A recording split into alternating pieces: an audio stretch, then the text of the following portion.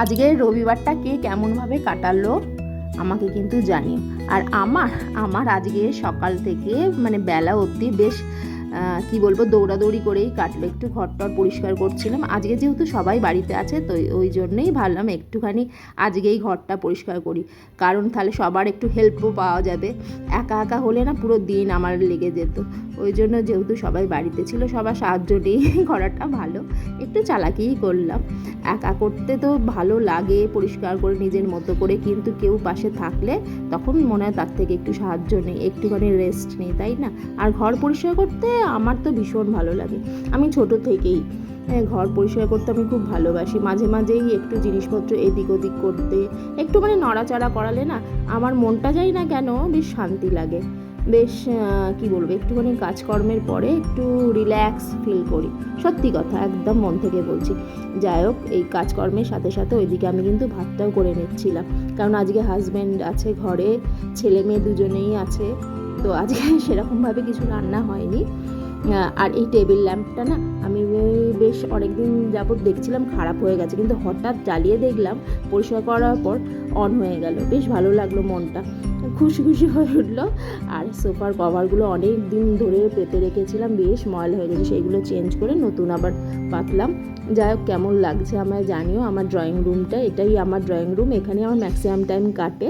হ্যাঁ, আর তার ফাঁকে ভাতের সাথে একটু ডালও করে নিয়েছিলাম অল্প করে, কারণ আমার আর মেয়ের কালকের মাছের ঝোল ছিল, ওই জন্য অল্প করে করেছিলাম ছেলে আর বাবার জন্য। ওরা যেহেতু মাছ খায় না ওই জন্য ওদের জন্য অল্প করি। আর চিকেন ছিল অল্প, একটুখানি চিকেন ছিল, সেটাকেই ভাবছিলাম যে কী করা যায়। ছেলের তো আবার চিকেন ছাড়া হয় না, মানে সবজি খাবে তার মধ্যে একটুখানি চিকেন দিলে ওর একটু ভালো হয়। তো একটু স্যালাড কেটে নিয়েছিলাম। হ্যাঁ, সব কিছুর সাথে হালকা ফুলকা কোনো কিছু খাবারের সাথে পাশে যদি স্যালাড থাকে কিন্তু বেশ ভালো লাগে। হ্যাঁ, চিকেনটা একটু মাখনের মধ্যে ফ্রাই করে নিয়েছিলাম, আর সাথে একটু গাজর, পেঁয়াজ, তারপর রসুন, আদা সব কিছুই দিয়েছিলাম। এই মাখনের মধ্যে একটু ফ্রাই করে জল দিয়ে দিয়েছিলাম। ভেবেছিলাম যে এর ওপরেই একটু গোলমরিচ দিয়ে ভালো করে হোয়াইট সস আছে সেটা দিয়ে বানিয়ে দেবো। ও বাবা, তা সহ্য হলো না ছেলে তাড়াতাড়ি করে বাটিতে কী সব সস ফস ছিল সব রেডি করলো, বললো মা এটা আমি দিয়ে দিচ্ছি, দেখবে একদম চিলি চিকেনের মতো হয়ে যাচ্ছে। আমি ঠিক আছে কর, তোর ইচ্ছে মতো, তোরই তো বানাচ্ছি, তুই যেটা পছন্দ করিস কর। আর আজকে সানডে তো একটু নিজের মতো করেই করলো। ওর না ভীষণ রান্না করতে ভালোবাসে। হ্যাঁ, মেয়েও আমার রান্না করতে ভালোবাসে, কিন্তু ছেলে একটুখানি মানে নিজে যেইটুকু খাবে সেইটুকু ভালো করে স্পাইসি করে নিতে চায়। আর লাস্টে দিয়ে দিয়েছিল চিজ খেতে যে কী ভালোবাসে কী বলবো। এইগুলো তো এখনকার এদের সব খাবার, আমরা ছোটোবেলায় এইসব পাইও নি বাবা, খেতামও না।